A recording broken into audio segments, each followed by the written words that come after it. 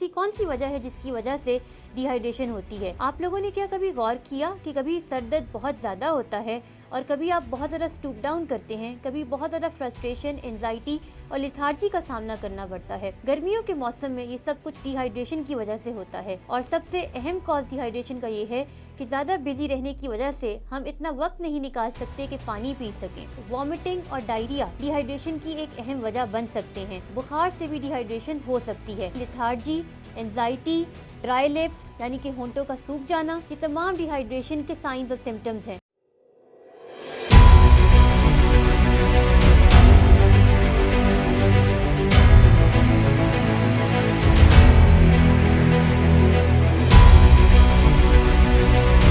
बिस्मिल्लाहिर्रहमानिर्रहीम। अस्सलामु अलैकुम। मैं हूँ क्लिनिकल डाइटिशियन ज़ुहा अकरम।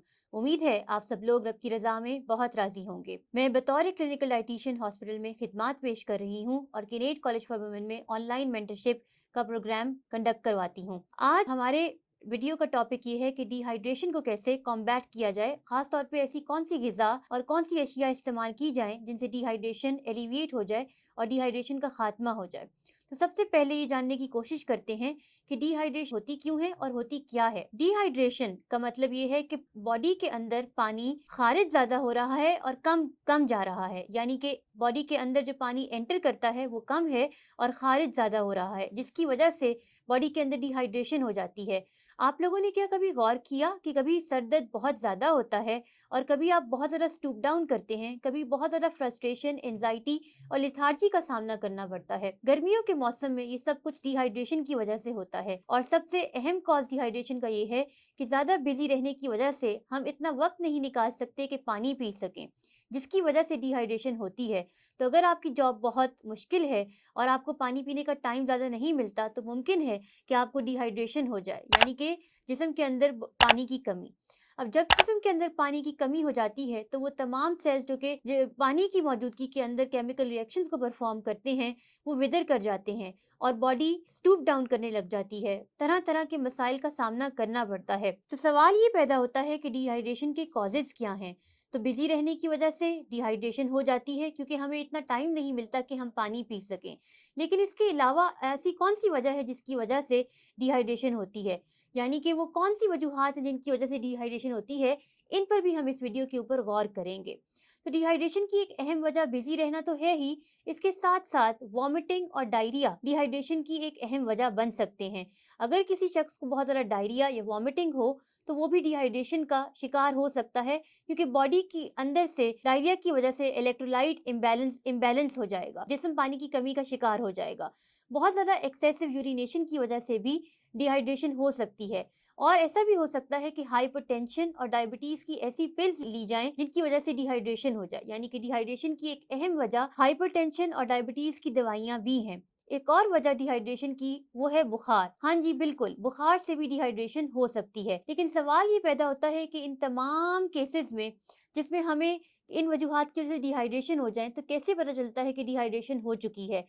सबसे पहले तो लेथार्जी, एंजाइटी, ड्राई लिप्स यानी कि होंठों का सूख जाना, ये तमाम डिहाइड्रेशन के साइंस और सिम्टम्स हैं। अगर सांस में बदबू आने लगे या फिर पेशाब बहुत ज़्यादा पीला हो तो इसका मतलब डिहाइड्रेशन है। अगर लेथार्जी होती हो, फ्रस्ट्रेशन होती हो, एंजाइटी होती हो, ड्राई लिप्स महसूस होते हो तो इसका मतलब ये है कि डिहाइड्रेशन है। डिहाइड्रेशन की वजह से कॉन्स्टिपेशन भी हो सकती है। इसलिए ज़रूरी है कि इसका अच्छे तरीके से खात्मा किया जाए और बर वक्त खात्मा किया जाए, बजाय इसके कि पानी की कमी का शिकार लोग और मुश्किलों का शिकार हो जाएं और बीमारियों के साथ सफ़र करें। तो डिहाइड्रेशन को संभालने का और इसको एलिविएट करने का तरीका ये है कि सबसे पहले तो पानी की मिकदार अपनी डाइट के अंदर शामिल की जाए। आमतौर पर 8 से 11 ग्लास पानी के रिकमेंडेड डेली अलाउंस के मुताबिक हर शख्स को रिकमेंडेड है।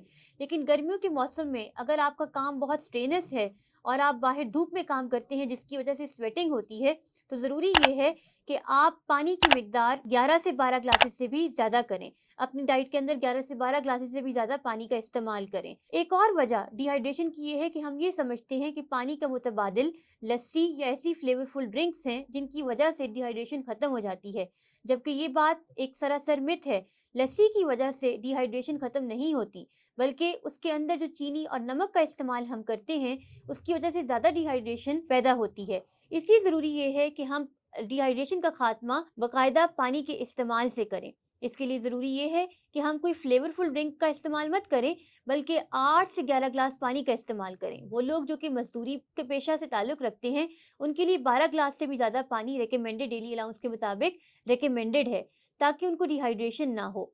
इसके अलावा डिहाइड्रेशन को कॉम्बैट करने के लिए खीरा बहुत अच्छी ग़िज़ा है, और गर्मियों के अंदर जब तरबूज मौसमी फल आता है तो इसका इस्तेमाल भी डिहाइड्रेशन को ख़त्म करता है। इसके अलावा टमाटर का इस्तेमाल भी डिहाइड्रेशन को ख़त्म करता है। बाहर आलू बुखारा और इमली का जो शरबत मिलता है वो भी डिहाइड्रेशन का खात्मा तो करता है, लेकिन उसके अंदर पानी की मिकदार कम होती है।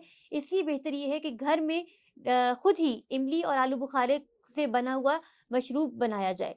वो लोग जो पानी के 11-12 ग्लास नहीं पी सकते, उनके लिए रिकमेंडेड ये है कि वो पानी को रात भर इस तरह से उसकी बॉटल फ्रिज के अंदर रख दें, जिसके अंदर नींबू का रस शामिल कर सकते हैं, जिस तरह डिटॉक्स वाटर के अंदर खीरा का इस्तेमाल कर सकते हैं। इस पानी का इस्तेमाल दिन भर 11 ग्लास किया जा सकता है। आखिर में, क्योंकि मैं हमेशा तिब्बे नबी सल्लल्लाहु अलैहि वसल्लम से और कुरानिक आयात के ज़रिए से रूहानी इलाज पर यकीन रखती हूँ, इसलिए आप सबको नाजरीन ये रिकमेंड करूँगी कि वो पानी जो आप डिहाइड्रेशन को कॉम्बैट करने के लिए पी रहे हैं, उसके ऊपर सूरह यासीन की आयत सलामुन कौलन मिर रब्बिर रहीम 21 मरतबा दम करके सिर्फ वही पानी दिन भर इस्तेमाल करें। इसका फ़ायदा ये होगा कि तमाम बीमारियों से बचत होगी और आप अल्लाह की अमान और सलामती में रहेंगे। आप सबसे गुजारिश ये है आखिर में कि health talk with Zoha Akram fitness planet के यूट्यूब चैनल को लाजमी सब्सक्राइब करें और बेल के बने हुए आइकन को लाइक करना मत भूलें, ताकि ये चैनल आप सब्सक्राइब कर सकें। शुक्रिया।